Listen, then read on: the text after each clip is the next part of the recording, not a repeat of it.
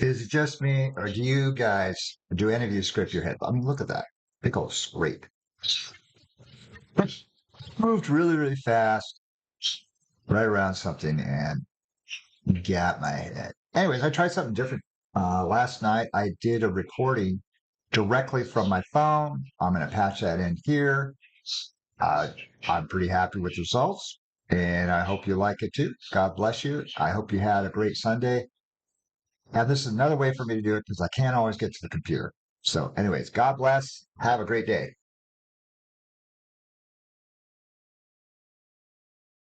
Praise the Lord.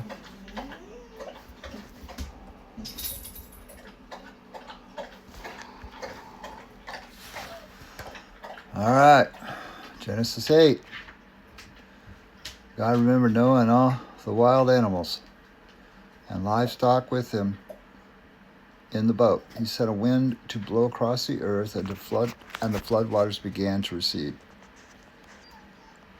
The underground waters stopped flowing, and the torrential rains from the sky were stopped. So the flood waters gradually receded from the earth.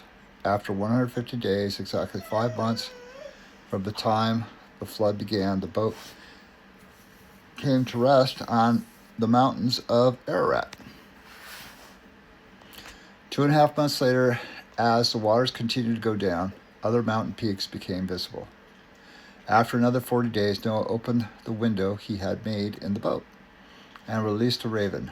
The bird flew back and forth until the flood waters on the earth had dried up. He also released a dove to see if the water had receded and it could find dry ground. But the dove could find no place to land because the water still covered the ground.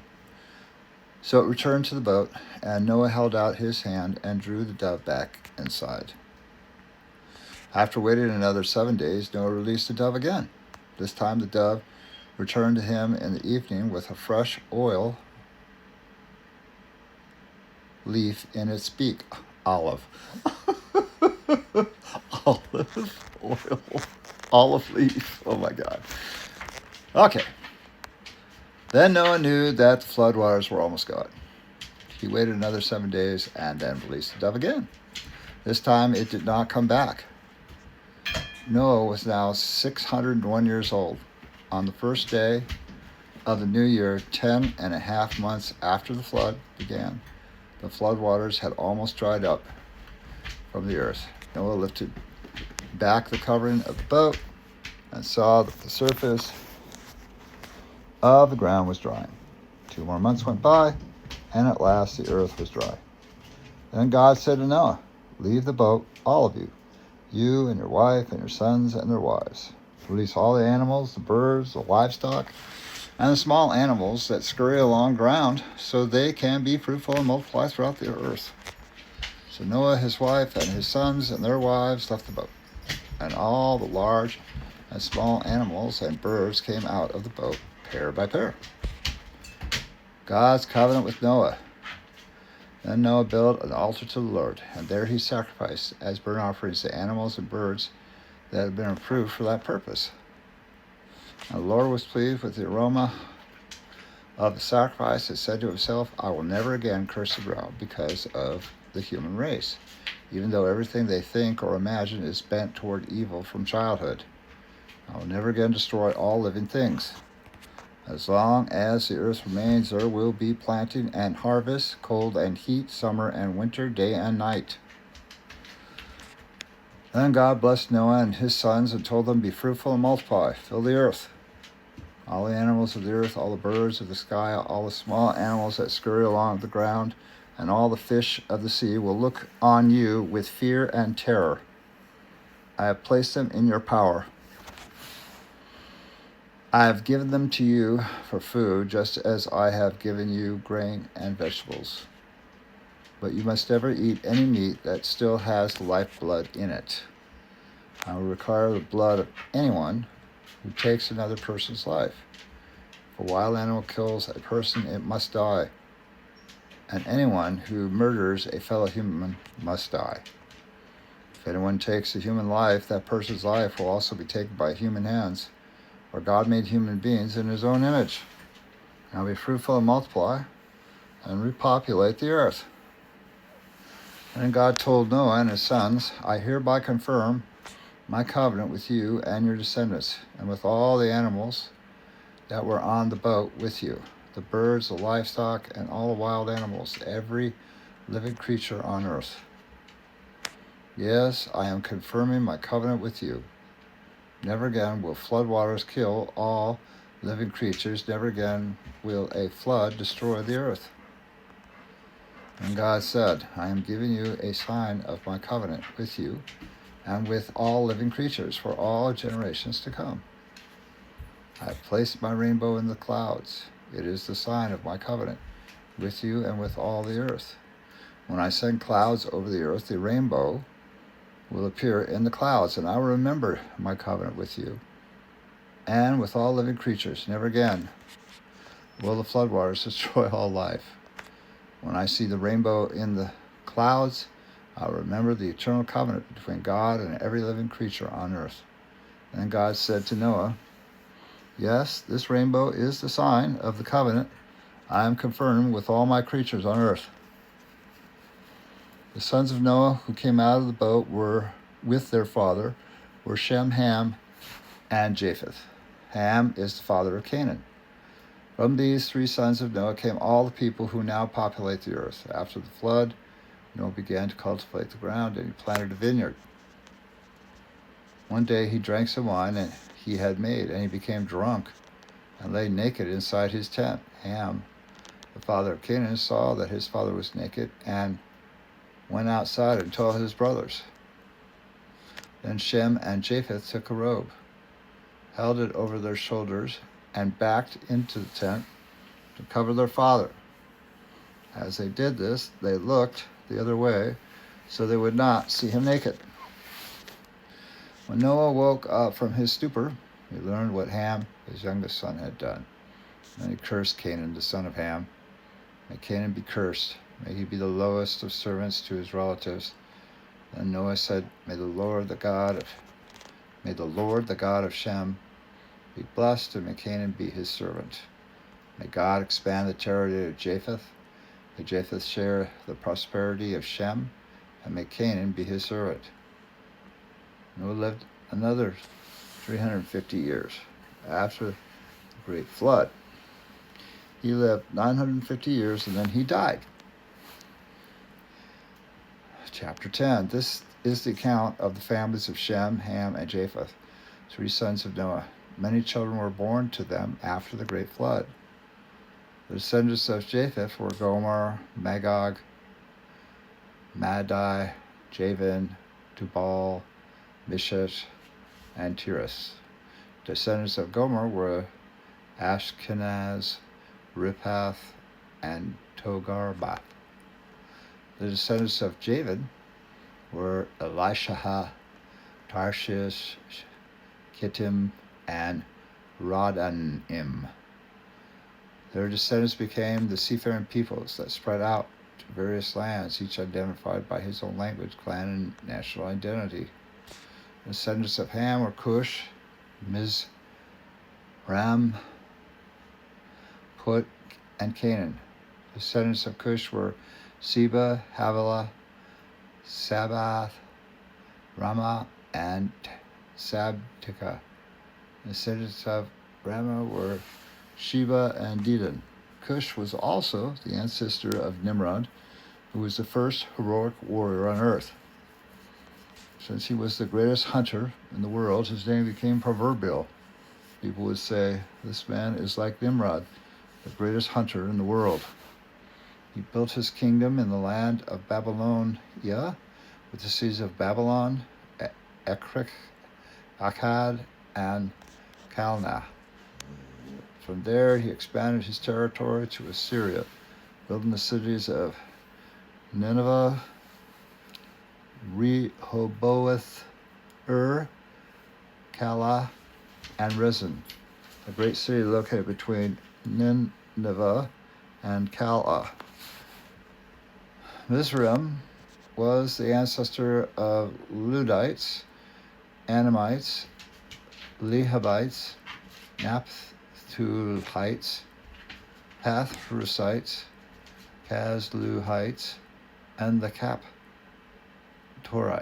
from whom the Philistines came. Canaan's oldest son was Sidon, the ancestor of the Sidonians. Canaan was also the ancestor of the Hittites, Jebusites, Amorites, Girgashites, Hivites, Archites, and Sinites. Eratites, Zimrites, Hamathites, and Canaanite clans eventually spread out. The territory of Canaan extended from Sinai in the north of Gerar and Gaza in the south, and as east far as Sodom and Gomorrah, Admah, and Zeboim near Lesha. These were the descendants of Ham, identified by clan, language, territory, and national identity. Sons were also born to Shem, the older brother of Japheth. Shem was the ancestor of all the descendants of Eber. The descendants of Shem were Elam, Asher, Arphaxad, Lud, and Aram. The descendants of Aram were Uz, Hul, Gether, and Mash. Arphaxad was the father of Shelah, and Shelah was the father of Eber. Eber had two sons. The first was named Peleg, which means division, for during his lifetime the people of the world were divided into different language groups. His brother's name was Joktan. Joktan was the ancestor of Almodad, Sheleph, Azramah, Jerah, Hadoram, Uzal, Dikla, Obal, Abniel, Shepa, Berhap, and Japheth. All these were descendants of Joktan. Territory they occupied extended from Misha all the way to Sephar in the eastern mountains.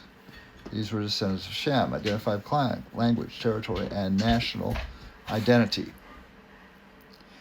These are the clans that descended from Noah's sons, arranged by nation according to their lines of descent. All the nations of the earth descended from these clans after the Great Flood. Genesis 11. At one time, all the people of the world spoke the same language and used the same words. As the people migrated to the east, they found a plain in the land of Babylonia and settled there. They began saying to each other, "Let's make bricks and harden them with fire." In this region, bricks were used instead of stone, and tar was used for mortar. Then they said, "Come, let's build a great city for ourselves with a tower that reaches into the sky. This will make us famous and keep us from being scattered all over the world." But the Lord came down to look at the city and the tower the people were building. "Look," he said, "the people are united. They all speak the same language. After this, nothing they set out to do will be impossible for them. Come, let us go down and confuse the people with different languages. Then they won't be able to understand each other." In that way, the Lord scattered them all over the world, and they stopped building the city. That is why the city was called Babel, because that is where the Lord confused the people with different languages. In this way, he scattered them all over the world. This is the account of Shem's family. 2 years after the great flood, when Shem was 100 years old, he became the father of Arphaxad. After the birth of Arphaxad, Shem lived another 500 years and had other sons and daughters. When Arphaxad was 35 years old, he became the father of Shelah. And after the birth of Shelah, Arphaxad lived another 403 years and had other sons and daughters. When Shelah was 30 years old, he became the father of Eber. After the birth of Eber, Shelah lived another 403 years and had other sons and daughters. When Eber was 34 years old, he became the father of Peleg. After the birth of Peleg, Eber lived another 430 years and had other sons and daughters. When Peleg was 30 years old, he became the father of Reu. After the birth of Reu, Peleg lived another 209 years and had other sons and daughters. When Reu was 32 years old, he became the father of Serug. After the birth of Serug, Reu lived another 207 years and had other sons and daughters. When Serug was 30 years old, he became the father of Nahor. After the birth of Nahor, Serug lived another 200 years and had other sons and daughters. When Nahor was 29 years old, he became the father of Terah. After the birth of Terah, Nahor lived another 119 years and had other sons and daughters. After Terah was 7 years old, he became the father of Abram, Nahor, and Haran. This is the account of Terah's family. Terah was the father of Abram, Nahor, and Haran. And Haran was father of Lot. But Haran died in Ur of the Chaldees, the land of his birth, while his father Terah was still living. Meanwhile, Abram and Nahor both married. Now, the name of Abram's wife was Sarai, and the name of Nahor's wife was Milcah. Milcah and her sister Iscah were daughters of Nahor's brother Haran. But Sarai was unable to become pregnant and had no children. One day Terah took his sons Abram, his daughter-in-law Sarai, his son Abram's wife, and his grandson Lot, his son Haran's child, and moved away from Ur of the Chaldees. He was headed for the land of Canaan, but they stopped at Haran and settled there. Terah lived there 205 years and died while still in Haran.